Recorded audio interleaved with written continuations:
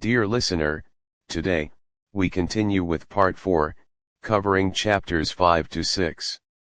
If you're enjoying the audiobook, please like, share, and subscribe to my channel to stay updated on upcoming parts and other informative content. Chapter 5. What in the world are you going to do now, Joe? Asked Meg one snowy afternoon, as her sister came tramping through the hall, in rubber boots, old sack and hood, with a broom in one hand and a shovel in the other. Going out for exercise, answered Joe with a mischievous twinkle in her eyes. I should think 2 long walks this morning would have been enough. It's cold and dull out, and I advise you to stay warm and dry by the fire, as I do, said Meg with a shiver. Never take advice? Can't keep still all day, and not being a pussycat, I don't like to doze by the fire. I like adventures, and I'm going to find some. Meg went back to toast her feet and read Ivanhoe, and Joe began to dig paths with great energy. The snow was light, and with her broom she soon swept a path all round the garden, for Beth to walk in when the sun came out and the invalid dolls needed air. Now, the garden separated the Marches' house from that of Mr. Laurence. Both stood in a suburb of the city, which was still country-like, with groves and lawns, large gardens, and quiet streets. A low hedge parted the 2 estates. On one side was an old, brown house, looking rather bare and shabby, robbed of the vines that in summer covered its walls and the flowers, which then surrounded it. On the other side was a stately stone mansion, plainly betokening every sort of comfort and luxury, from the big coach house and well-kept grounds to the conservatory and the glimpses of lovely things one caught between the rich curtains. Yet it seemed a lonely, lifeless sort of house, for no children frolicked on the lawn, no motherly face ever smiled at the windows, and few people went in and out, except the old gentleman and his grandson. To Joe's lively fancy, this fine house seemed a kind of enchanted palace, full of splendors and delights which no one enjoyed. She had long wanted to behold these hidden glories, and to know the Laurence boy, who looked as if he would like to be known, if he only knew how to begin. Since the party, she had been more eager than ever, and had planned many ways of making friends with him, but he had not been seen lately, and Joe began to think he had gone away, when she one day spied a brown face at an upper window, looking wistfully down into their garden, where Beth and Amy were snowballing one another. That boy is suffering for society and fun, she said to herself. His grandpa does not know what's good for him, and keeps him shut up all alone. He needs a party of jolly boys to play with, or somebody young and lively. I've a great mind to go over and tell the old gentleman so. The idea amused Joe, who liked to do daring things and was always scandalizing Meg by her queer performances. The plan of going over was not forgotten, and when the snowy afternoon came, Joe resolved to try what could be done. She saw Mr. Laurence drive off, and then sallied out to dig her way down to the hedge, where she paused and took a survey. All quiet, curtains down at the lower windows, servants out of sight, and nothing human visible but a curly black head leaning on a thin hand at the upper window. There he is, thought Joe, poor boy. All alone and sick this dismal day. It's a shame. I'll toss up a snowball and make him look out, and then say a kind word to him. Up went a handful of soft snow, and the head turned at once, showing a face which lost its listless look in a minute, as the big eyes brightened and the mouth began to smile. Jo nodded and laughed, and flourished her broom as she called out, "How do you do? Are you sick?" Laurie opened the window, and croaked out as hoarsely as a raven, "Better, thank you. I've had a bad cold, and been shut up a week. I am sorry. What do you amuse yourself with? Nothing. It's dull as tombs up here. Don't you read?" "Not much. They won't let me." "Can somebody read to you?" "Grandpa does sometimes, but my books don't interest him, and I hate to ask Brooke all the time." "Have someone come and see you then." "There isn't anyone I'd like to see.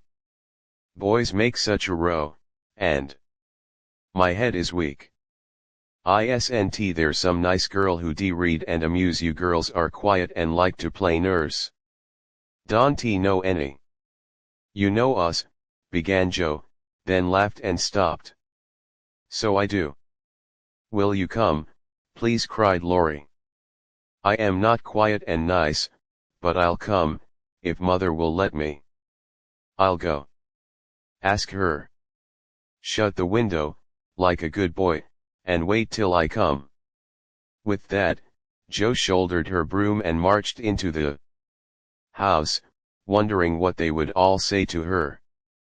Laurie was in a flutter of excitement at the idea of having company, and flew about to get ready, for as Mrs. March said, he was a little gentleman and did honor to the coming guest by brushing his curly pate, putting on a fresh color, and trying tidy up the room, which in spite of half a dozen servants, was anything but neat.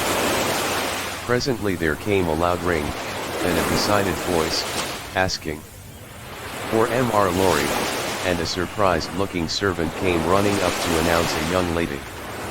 "All right, show her up, it's Miss Jo," said Laurie, going to the door of his little parlor to meet Jo, who appeared, looking rosy and quite at her ease, with the covered dish in one hand and Beth's 3 kittens in the other. "Here I am, bag and baggage," she said briskly. "Mother sent her love, and was glad if I could do anything for you." Meg wanted me to bring some of her blancmange. She makes it very nicely, and Beth thought her cats would be comforting. I knew you'd laugh at them, but I couldn't refuse, she was so anxious to do something. It so happened that Beth's funny loan was just the thing, for in laughing over the kits, Laurie forgot his bashfulness, and grew sociable at once. "That looks too pretty to eat," he said, smiling with pleasure, as Jo uncovered the dish, and showed the blancmange, surrounded by a garland of green leaves, and the scarlet flowers of Amy's pet geranium. It isn't anything, only they all felt kindly and wanted to show it. "Tell the girl to put it away for your tea. It's so simple you can eat it, and being soft, it will slip down without hurting your sore throat. What a cozy room this is. It might be it was kept nice, but the maids are lazy, and I don't know how to make them mind. It worries me though. I'll write it up in 2 minutes, for it only needs to have the hearth brushed, so, and the things made straight on the mantelpiece, so, and the books put here, and the bottles there, and your sofa turned from the light, and the pillows plumped up a bit. Now then, you're fixed." And so he was, for, as she laughed and talked, Jo had whisked things into place and given quite a different air to the room. Laurie watched her in respectful silence, and when she beckoned him to his sofa, he sat down with a sigh of satisfaction, saying gratefully, "How kind you are. Yes, that's what it wanted. Now please take the big chair and let me do something to amuse my company. No, I came to amuse you. Shall I read aloud? And Joe looked affectionately toward some inviting books nearby. Thank you. I've read all those, and if you don't mind, I'd rather talk, answered Laurie. Not a bit. I'll talk all day if you'll only set me going. Beth says I never know when to stop. Is Beth the rosy one, who stays at home good deal and sometimes goes out with a little basket? Asked Laurie with interest. Yes, that's Beth. She's my girl, and a regular good one she is, too. The pretty one is Meg, and the curly-haired one is Amy, I believe. Laurie colored up, but answered frankly, why, you see, I often hear you calling to one another, and when I'm alone up here, I can't help looking over at your house. You always seem to be having such good times. I beg your pardon for being so rude, but sometimes you forget to put down the curtain at the window where the flowers are. And when the lamps are lighted, it's like looking at a picture too. See the fire, and you all around the table with your mother. Her face is right opposite, and it looks so sweet behind the flowers, I can't help watching it. I haven't got any mother, you know. And Laurie poked the fire to hide a little twitching of the lips that he could not control. The solitary, hungry look in his eyes went straight to Joe's warm heart. She had been so simply taught that there was no nonsense in her head, and at 15 she was as innocent and frank as any child. Laurie was sick and lonely, and feeling how rich she was in home and happiness, she gladly tried to share it with him. Her face was very friendly and her sharp voice, unusually gentle as she said, "We'll never draw that curtain any more, and I give you leave to look as much as you like. I just wish, though, instead of peeping, you'd come over and see us. Mother is so splendid, she'd do you heaps of good, and Beth would sing to you if I begged her to, and Amy would dance. Meg and I would make you laugh over our funny stage properties, and we'd have jolly times. Wouldn't your grandpa let you?" "I think he would, if your mother asked him. He's very kind, though he does not look so, and he lets me do what I like, pretty much, only he's afraid I might be a bother to strangers," began Laurie, brightening more and more. "We are not strangers, we are neighbors, and you needn't think you'd be a bother. We want to know you, and I've been trying to do it this ever so long. We haven't been here a great while, you know, but we have got acquainted with all our neighbors but you see, Grandpa lives among his books, and doesn't mind much what happens outside. Mr. Brooke, my tutor, doesn't stay here, you know, and I have no one to go about with me, so I just stop at home and get on as I can. That's bad. You ought to make an effort and go visiting everywhere you are asked, then you'll have plenty of friends, and pleasant places to go to. Never mind being bashful. It won't last long if you keep going." Laurie turned red again, but wasn't offended at being accused of bashfulness, for there was so much goodwill in Joe it was impossible not to take her blunt speeches as kindly as they were meant. "Do you like your school?" asked the boy, changing the subject, after a little pause, during which he stared at the fire and Joe looked about her, well pleased. "Don't go to school? I'm a businessman girl, I mean. I go to wait on my great aunt, and a dear, cross old soul she is, too," answered Joe. Laurie opened his mouth to ask another question, but remembering just in time that it wasn't tea manners to make too many inquiries into people's affairs. He shut it again, and looked uncomfortable. Joe liked his good breeding, and didn't he mind having a laugh at Aunt March, so she gave him a lively description of the fidgety old lady, her fat poodle, the parrot that talked Spanish, and the library where she reveled.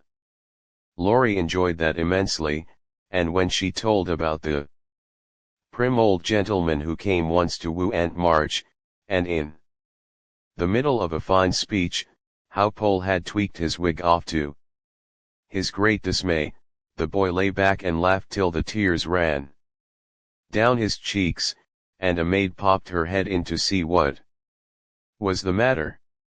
"Oh, that does me no end of good. Tell on, please," he said, taking his face out of the sofa cushion, red and shining with merriment. Much elated with her success, Joe did tell on, all about their plays and plans, their hopes and fears for father, and the most interesting events of the little world in which the sisters lived. Then they got to talking about books, and to Joe's delight, she found that Laurie loved them as well as she did, and had read even more than herself.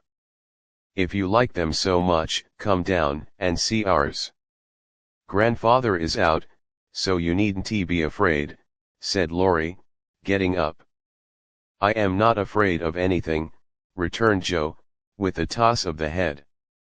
"I don't believe you are," exclaimed the boy, looking at her with much admiration, though he privately thought she would have good reason to be a trifle afraid of the old gentleman, if she met him in some of his moods.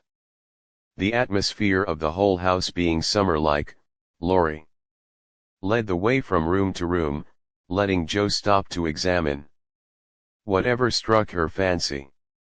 And so, at last they came to the library, where she clapped her hands and pranced, as she always did when especially delighted. It was lined with books, and there were pictures and statues, and distracting little cabinets full of coins and curiosities, and sleepy hollow chairs, and queer tables, and bronzes, and best of all, a great open fireplace with quaint tiles all round it. "What richness!" sighed Joe, sinking into the depth of a velour chair and gazing about her with an air of intense satisfaction. "Theodore Laurence, you ought to be the happiest boy in the world," she added impressively.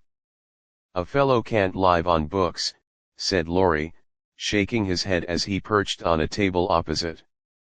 Before he could more, a bell rang, and Joe flew up, exclaiming with alarm, "Mercy me! It's your grandpa." "Well, what if it is? You are not afraid of anything, you know," returned the boy, looking wicked. "I think I am a little bit afraid of him, but I don't know why I should be. Marmee said I might come, and I don't think you're any the worse for it," said Joe, composing herself, though she kept her eyes on the door. "I am a great deal better for it, and ever so much obliged. I'm only afraid you are very tired of talking to me."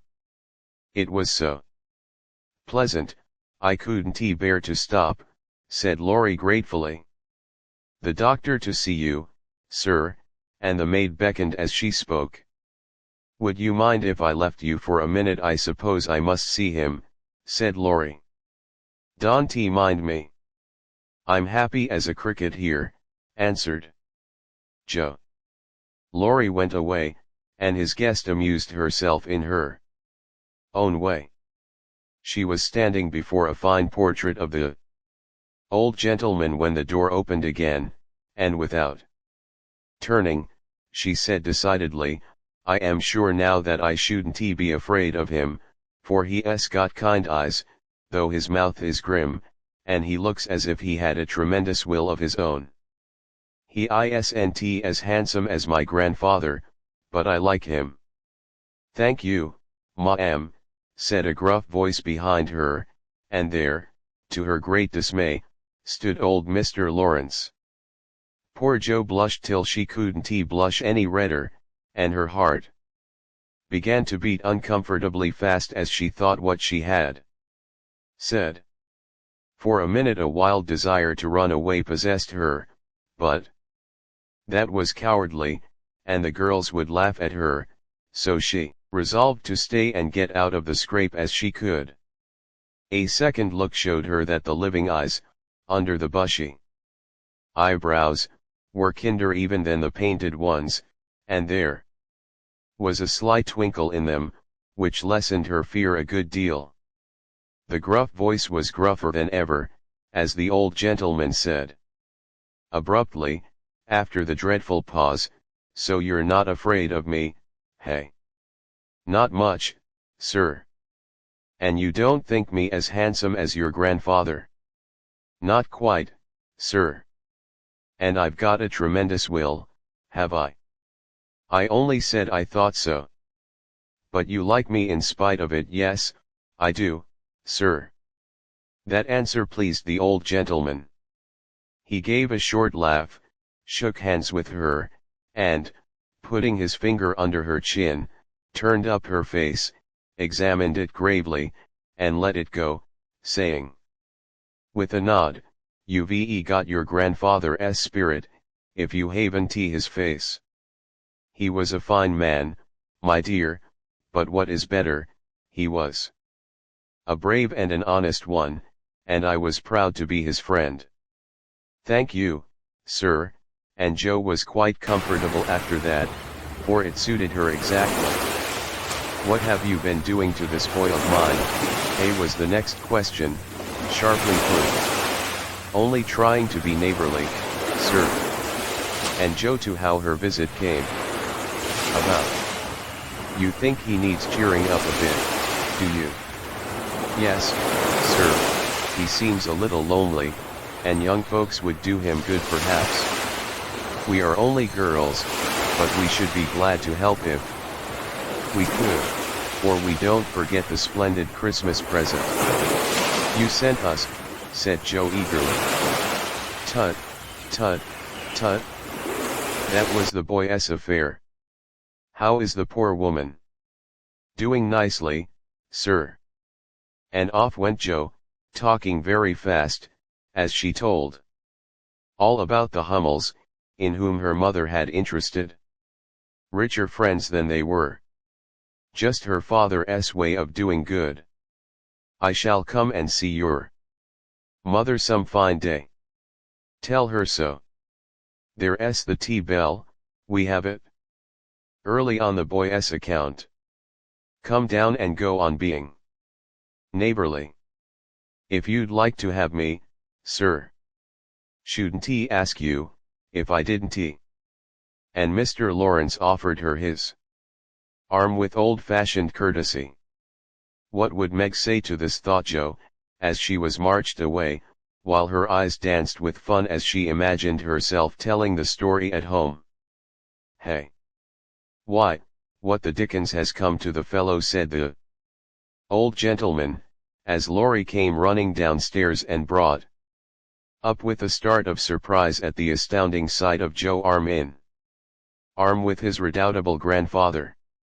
"I didn't know you'd come, sir," he began, as Jo gave him a triumphant little glance. "That's evident, by the way you rack it downstairs.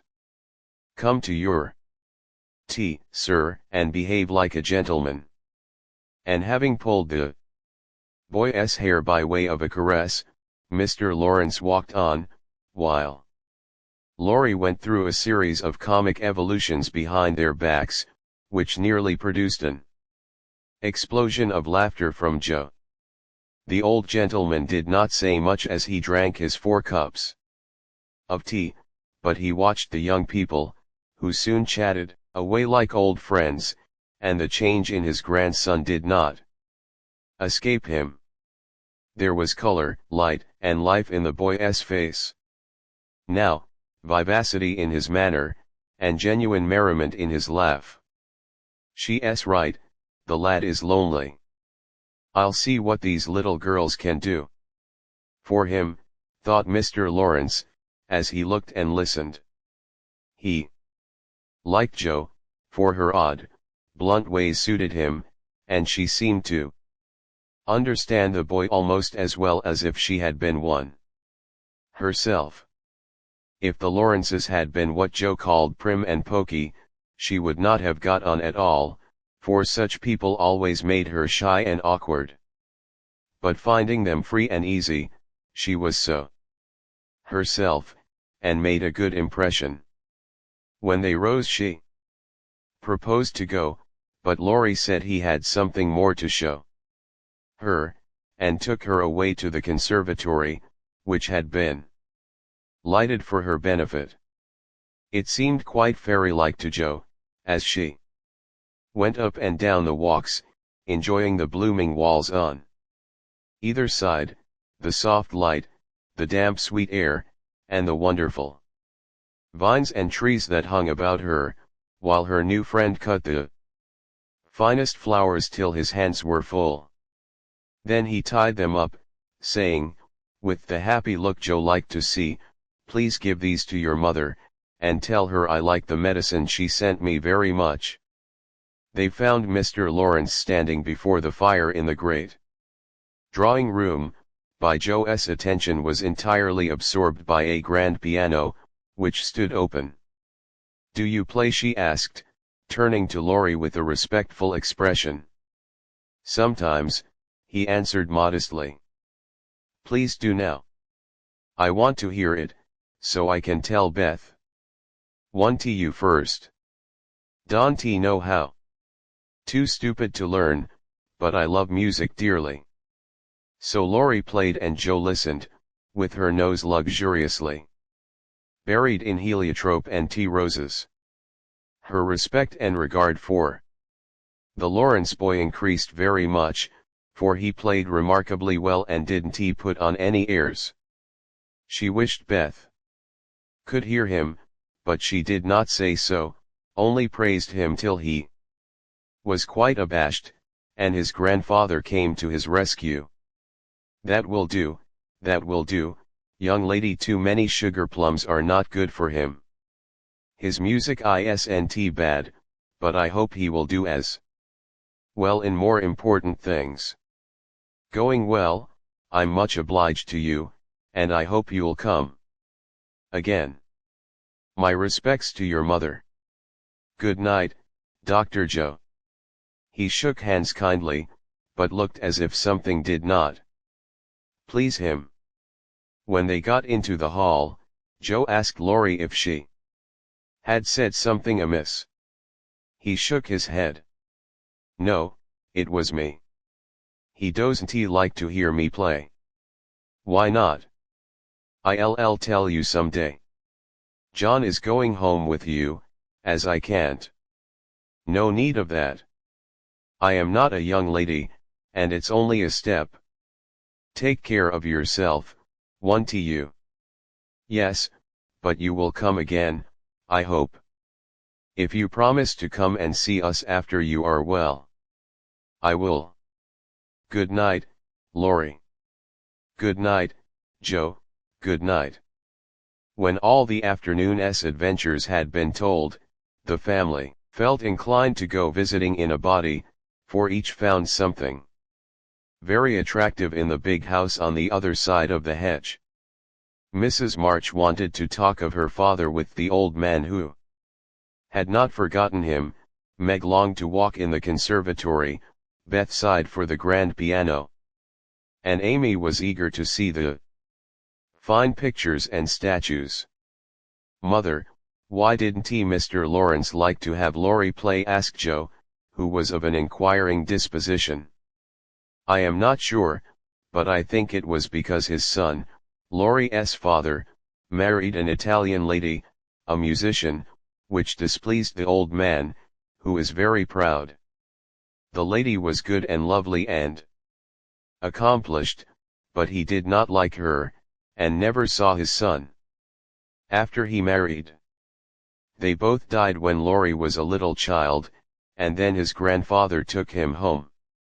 I fancy the boy, who was born in Italy, is not very strong, and the old man is afraid of losing him, which makes him so careful.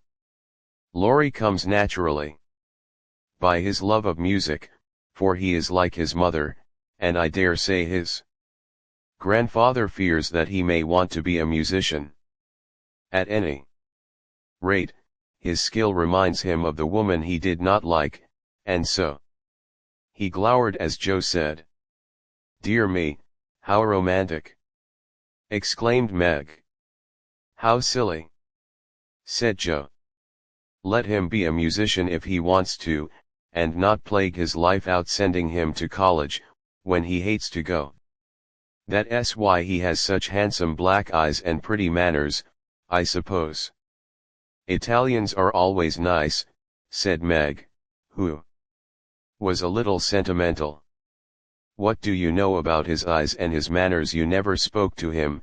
"Hardly," cried Joe, who was not sentimental.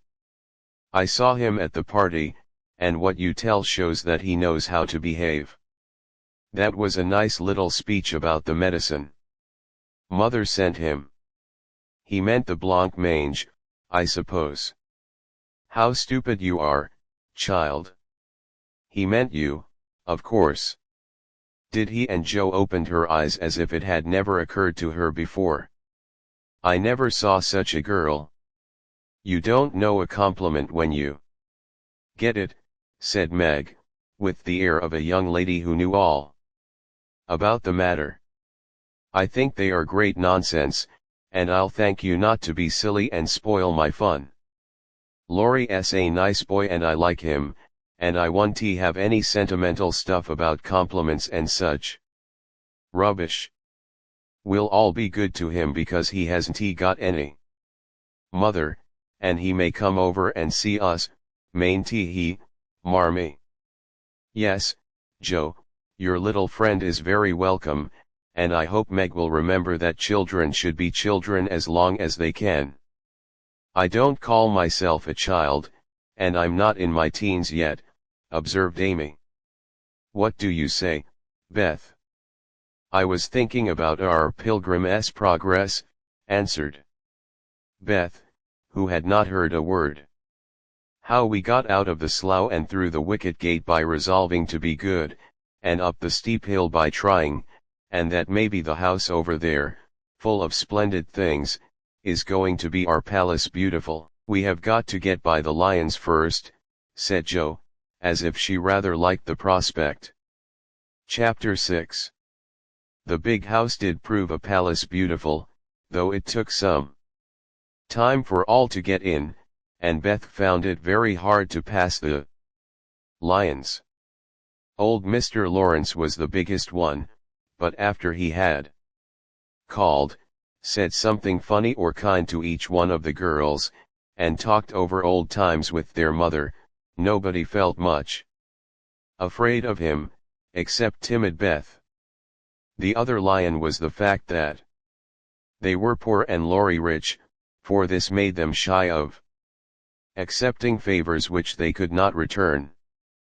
But, after a while, they found that he considered them the benefactors, and could not do enough to show how grateful he was for Mrs. March's motherly welcome, their cheerful society, and the comfort he took in that humble home of theirs. So they soon forgot their pride and interchanged kindnesses without stopping to think which was the greater. All sorts of pleasant things happened about that time, for the new friendship flourished like grass in spring. Everyone liked Laurie, and he privately informed his tutor that the Marches were regularly splendid girls. With the delightful enthusiasm of youth, they took the solitary boy into their midst and made much of him, and he found something very charming in the innocent companionship of these simple-hearted girls. Never having known mother or sisters, he was quick to feel the influences they brought about him, and their busy, lively ways made him ashamed of the indolent life he led. He was tired of books, and found people so interesting now that Mr. Brooke was obliged to make very unsatisfactory reports, for Laurie was always playing truant and running over to the marches. "Never mind, let him take a holiday, and make it up afterward," said the old gentleman. "The good lady next door says he is studying too hard and needs young society, amusement, and exercise. I suspect she is right, and that I've been coddling the fellow as if I'd been his grandmother. Let him do what he likes, as long as he is happy. He can't get into mischief in that little nunnery over there, and Mrs. March is doing more for him than we can. What good times they had, to be sure. Such plays and tableaux, such sleigh rides and skating frolics, such pleasant evenings in the old parlor, and now and then such gay little parties at the great house. Meg could walk in the conservatory whenever she liked and revel in bouquets. Joe browsed over the new library voraciously, and convulsed. The old gentleman with her criticisms, Amy copied pictures and enjoyed beauty to her heart's content, and Laurie played Lord of the Manor in the most delightful style. But Beth, though yearning for the grand piano, could not pluck up courage to go to the mansion of bliss, as Meg called it. She went once with Joe, but the old gentleman, not being aware of her infirmity, stared at her so hard from under his heavy eyebrows, and said heck so loud, that he frightened her so much her feet chattered on the floor. She never told her mother, and she ran away, declaring she would never go there any more, not even for the dear piano. No persuasions or enticements could overcome her fear, till, the fact coming to Mr. Laurence's ear in some mysterious way, he set about mending matters. During one of the brief calls he made, he artfully led the conversation to music, and talked away about great singers whom he had seen, fine organs he had heard, and told such charming anecdotes that Beth found it impossible to stay in her distant corner, but crept nearer and nearer, as if fascinated.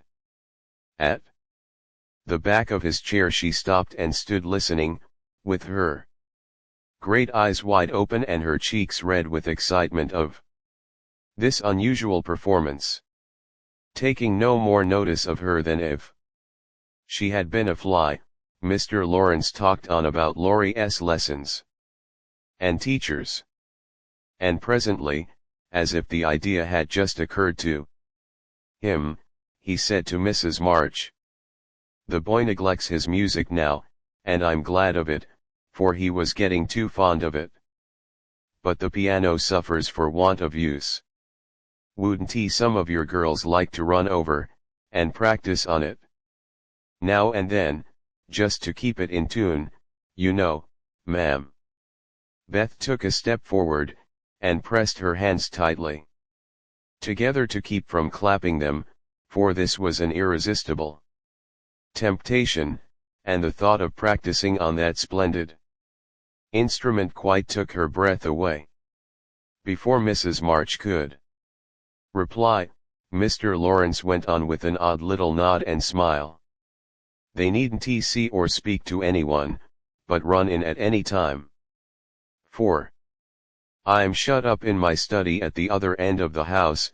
Laurie is out a great deal, and the servants are never near the drawing room after 9 o'clock. Here he rose, as if going, and Beth made up her mind to speak, for that last arrangement left nothing to be desired. "Please, tell the young ladies what I say, and if they don't care to come, why, never mind."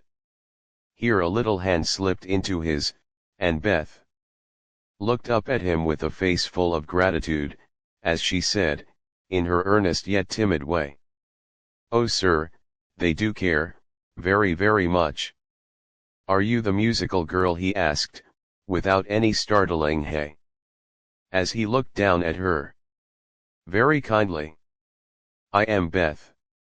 I love it dearly, and I'll come, if you are quite sure. Nobody will hear me, and be disturbed," she added, fearing to be rude, and trembling at her own boldness as she spoke. "Not a soul, my dear. The house is empty half the day, so come and drum away as much as you like, and I shall be obliged to you." "How kind you are, sir." Beth blushed like a rose under the friendly look he wore, but she was not frightened now, and gave the hand a grateful squeeze. Because she had no words to thank him for the precious gift he had given her. The old gentleman softly stroked the hair off her forehead, and, stooping down, he kissed her, saying, in a tone few people ever heard, "I had a little girl once, with eyes like these. God bless you, my dear. Good day, madam." And away he went, in a great hurry. Beth had a rapture with her mother, and then rushed up to impart the glorious news to her family of invalids, as the girls were not home. How blithely she sang that evening, and how they all laughed at her because she woke Amy in the night by playing the piano on her face in her sleep.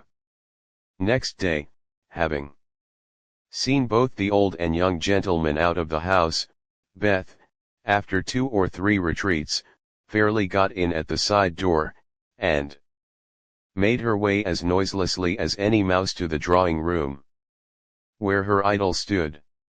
Quite by accident, of course, some pretty, easy music lay on the piano, and with trembling fingers and frequent stops to listen and look about, Beth at last touched the great instrument, and straightway forgot her fear, herself, and everything else but the unspeakable delight which the music gave her, for it was like the voice of a beloved friend.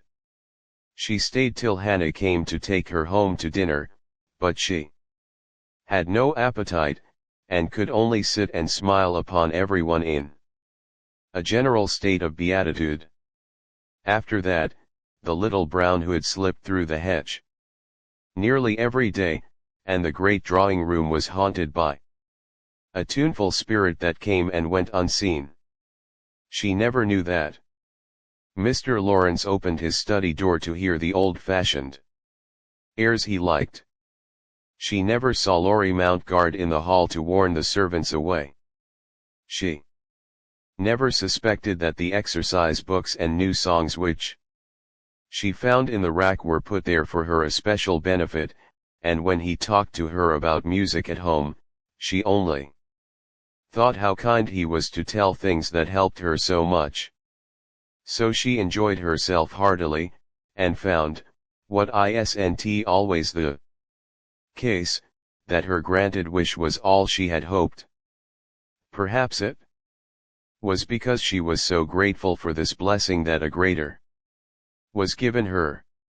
At any rate she deserved both. "Mother, I'm going to work Mr. Laurence a pair of slippers. He is so kind to me, I must thank him, and I don't know any other way. Can I do it?" asked Beth, a few weeks after that eventful call of his. "Yes, dear. It will please him very much, and be a nice way of thanking him. The girls will help you about them, and I will pay for the making up," replied Mrs. March, who took peculiar pleasure in granting Beth's requests because she so seldom asked anything for herself. After many serious discussions with Meg and Joe, the pattern was chosen, the materials bought, and the slippers begun. A cluster of grave yet cheerful pansies on a deeper purple ground. Was pronounced very appropriate and pretty, and Beth worked away early and late, with occasional lifts over hard parts. She was a nimble little needlewoman, and they were finished before anyone got tired of them. Then she wrote a short, simple note, and with Laurie's help, got them smuggled onto the study table one morning, before the old gentleman was up. When this excitement was over, Beth waited to see what would happen.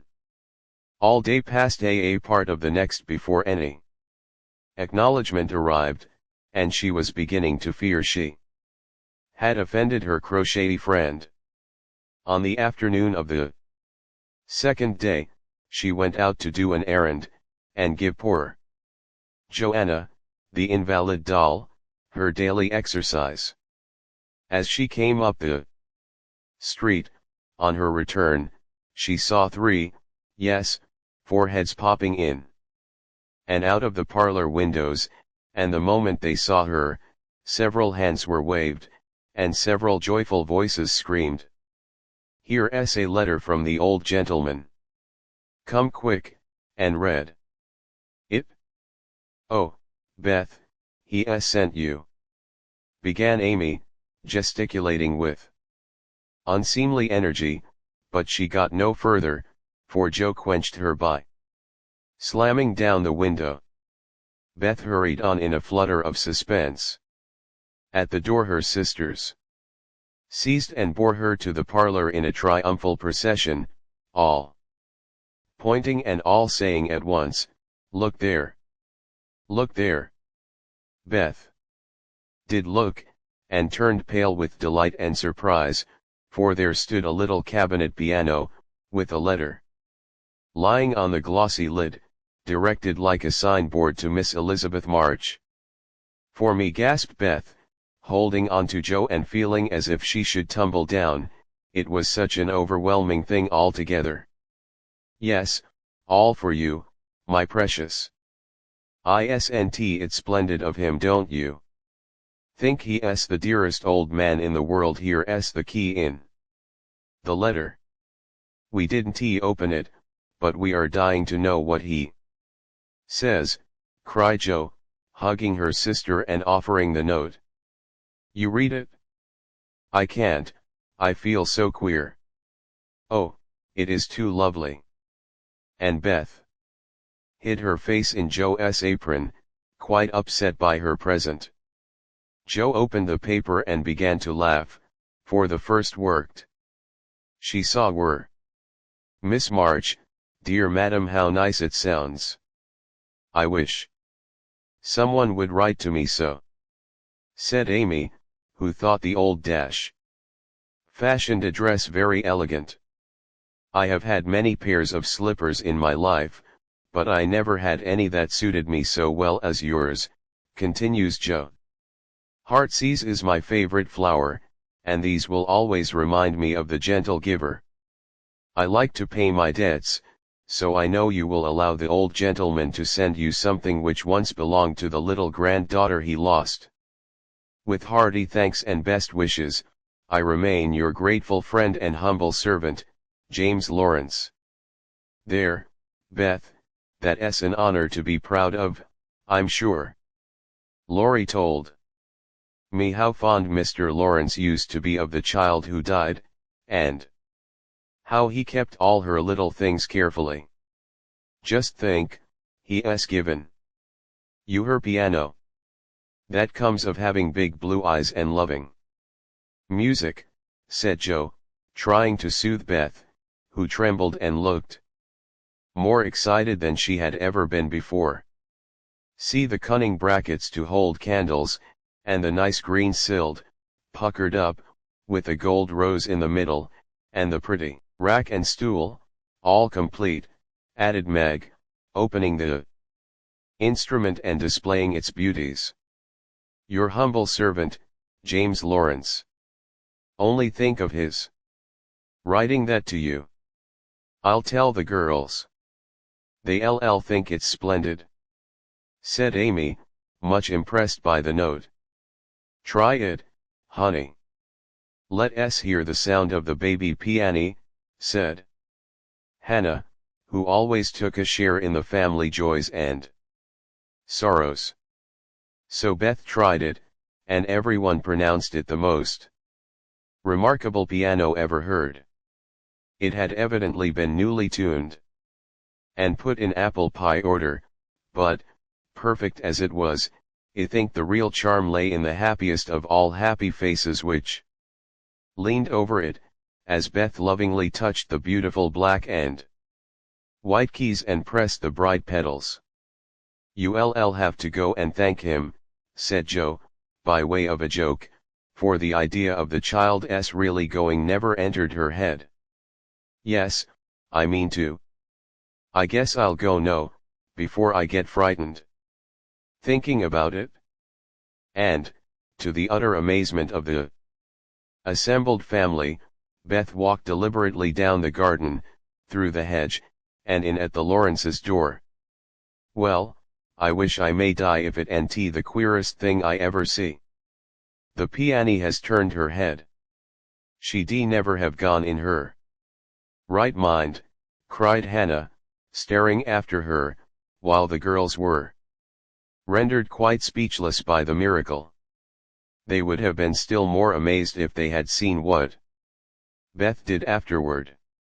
"If you will believe me, she went and knocked at the study door before she gave herself time to think, and when a gruff voice called out, 'Come in,' she did go in, right up to Mr. Laurence, who looked quite taken aback, and held out her hand, saying, with only a small quaver in her voice, 'I came to thank you, sir, for—' But she didn't finish, for he looked so friendly that she forgot her speech and, only remembering that he had lost the little girl he loved, she put both arms round his neck and kissed him.